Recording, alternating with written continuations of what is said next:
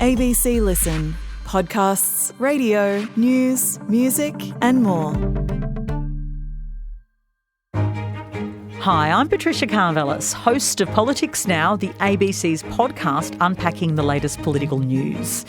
Every week you'll hear me and the sharpest political minds at the ABC. The interesting thing about it is that the National Party's job in the coalition has been to keep those votes for the coalition and not let them slip to One Nation. That's always been their traditional role. So join me for Politics Now on the ABC Listen app.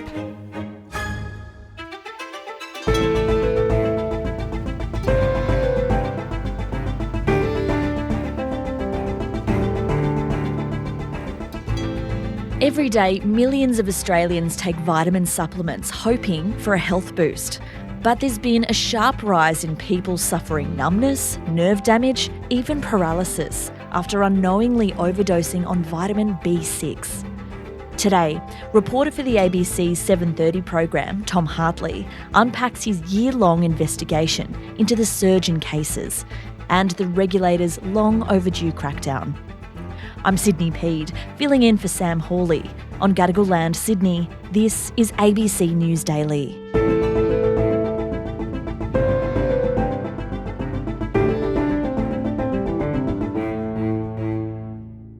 Tom, at the very start of the year, you began looking into vitamin supplements for the ABC's 7:30 program, and since there's been a shocking series of stories about the vitamin B6, which is seriously harming people. So just tell me about Mary Buchanan. At the start of the year in our team, in a production meeting, we got onto the topic of supplements, as you say, and there was this one story that had popped up online saying that pathologists were alarmed by the number of B6 poisoning cases. So we started hunting, and eventually we tracked down Dr. Mary Buchanan, who was 76 years old at the time.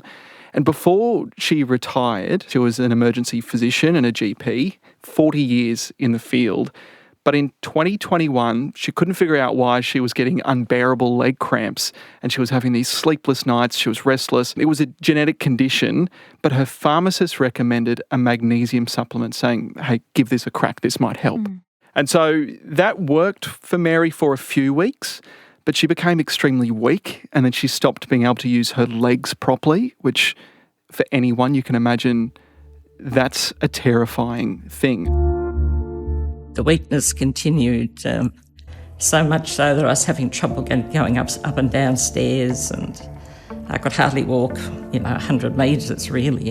Now, it got so bad that Mary actually feared she had multiple sclerosis or motor neuron disease. And so I thought, I probably have got something quite nasty neurologically.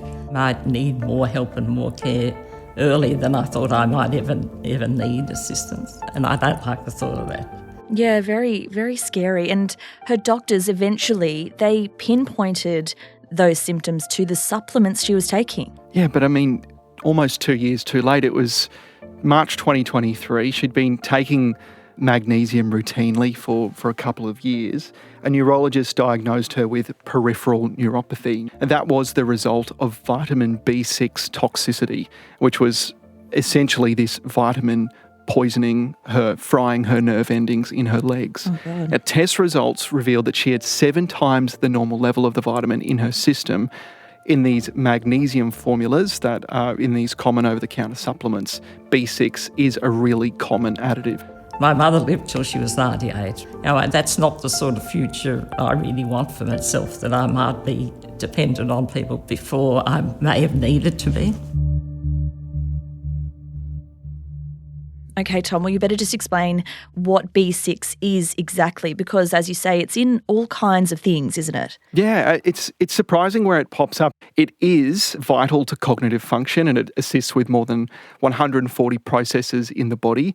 But most people get all the B6 they need from a balanced diet. This is designed by scientists. It's manufactured in a lab. It starts as a bunch of chemical compounds. It's eventually produced en masse in a factory before it's mixed into supplement pills or products that you buy on your shelves. It can be known as pyridoxine, pyridoxamine or pyridoxical. It's registered in more than 1,500 over-the-counter supplements, from magnesiums to multivitamins. But then you'll also see it in places like, walk down the aisles of your supermarket, you'll see it in cereals, breakfast cereals. You'll see it in protein shakes. You'll see it in food and dietary supplements. I want to get an idea of just how people have been overdosing, so to speak, on B6, because many of us assume that if you take too much of a vitamin, it just gets flushed out of your system naturally, but that's clearly not the case here. Yeah, some supplements do absolutely nothing, right? Like one doctor told me that they do pass through your body to become, this is other supplements, not B6, to become what is really just very expensive urine. Yeah. But one key issue with manufactured vitamin B6 is that it has this cumulative effect that traces of the vitamin can survive in the body for up to 30 days.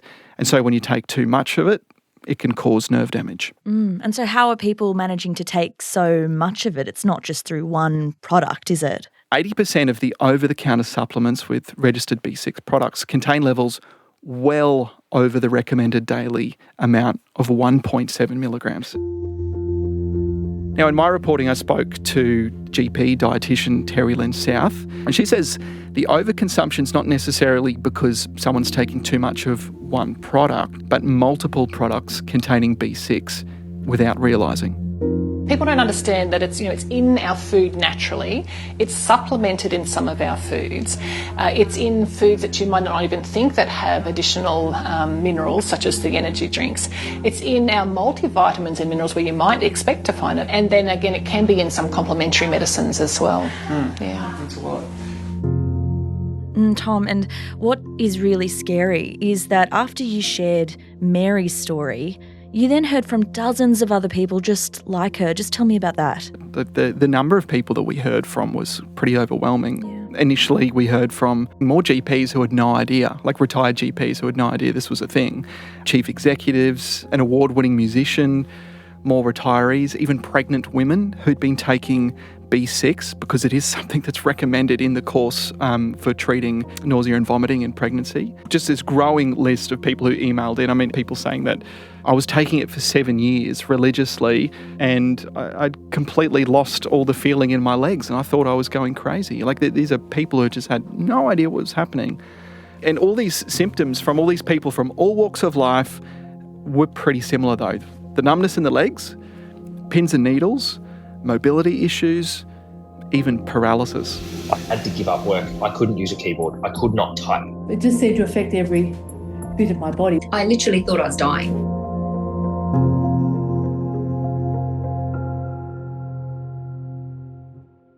Yeah, Tom, in your investigation, you really did unpack just how underreported these cases of B6 toxicity really are. So just tell me about what you did uncover. You looked at some blood test data, didn't you? We went effectively to the coalface, which is the pathology labs where they test the blood.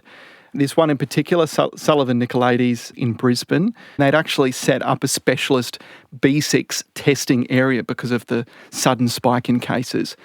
So their mid-year data at that point when we'd visited them had showed us that more than 2,700 people probably had probable cases of peripheral neuropathy or other health issues attributed to B6 blood toxicity.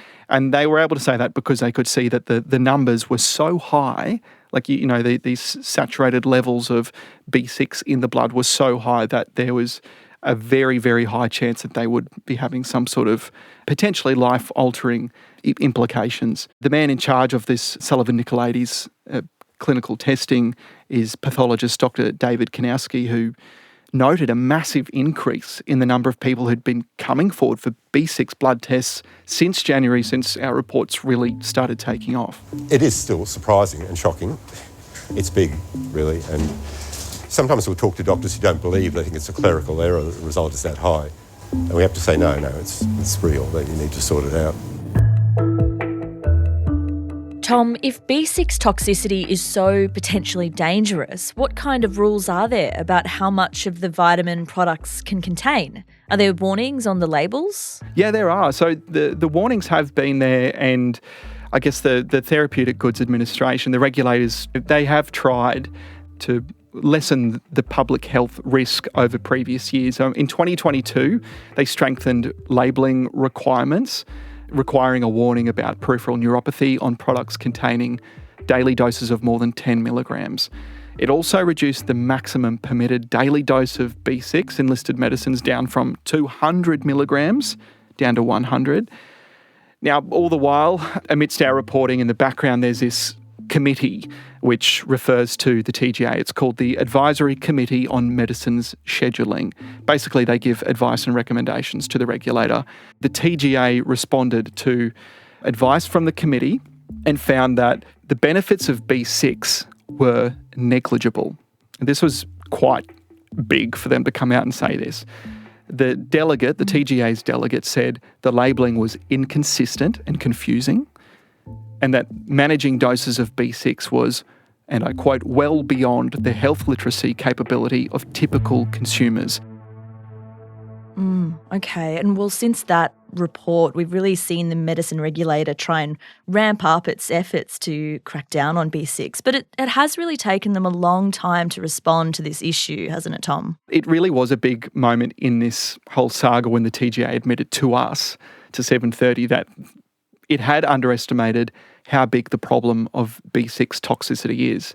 The chief medical advisor from the administration, Dr. Robin Langham, told me that those 2022 changes were not enough to slow the growing number of potential toxicity in the community. And the changes from a few years ago we've seen were not sufficient to reduce the rate of the level of toxicity from B6. And that's probably because of a number of factors. And so we're adjusting again, and we may need to look at it again in the future, I don't know. But now, there's been another extensive review since the middle of the year, including 248 public submissions. That's now led to the TGA ultimately saying, yes, we are going to crack down on the sale of B6 supplements.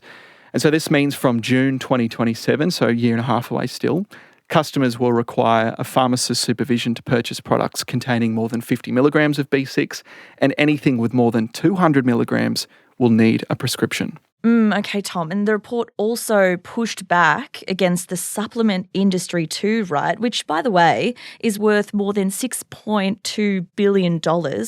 And the industry had claimed that B6 was only toxic in very high doses, right? Yeah, I mean, it's been their argument all along. The report from the TGA directly challenged those claims. It said it had convincing evidence that harm had happened at much, much lower intakes. And it also highlighted that the studies industry submissions relied on for their evidence were actually funded by major vitamin B6 manufacturers, which raises serious questions about conflicts of interest. Now, they put a lot of the onus back on the consumer and say that it is important that consumers understand the product they're taking and that they do so in accordance with what the labels say in terms of directions for use.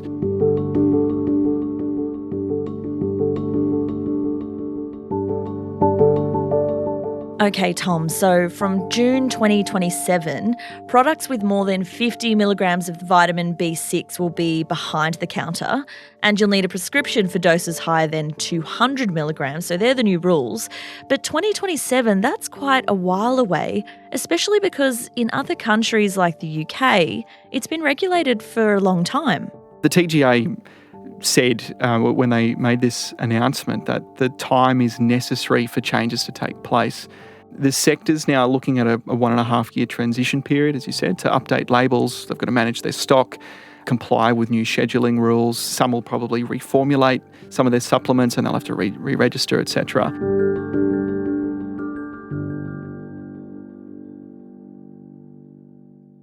And Tom, after all your reporting on this, what is your advice to people who might be taking supplements right now and are probably pretty concerned about what you've been uncovering this past year? Look, I'll just repeat what other people have told me, right? So from B6 toxicity survivors, they're telling me and everyone else, if you're taking supplements, look at the packaging, look at the warnings. And importantly, there's as the medical advice says, if you're experiencing tingling, burning or numbness in your hands or your feet, stop taking what you're taking and seek medical advice as soon as possible.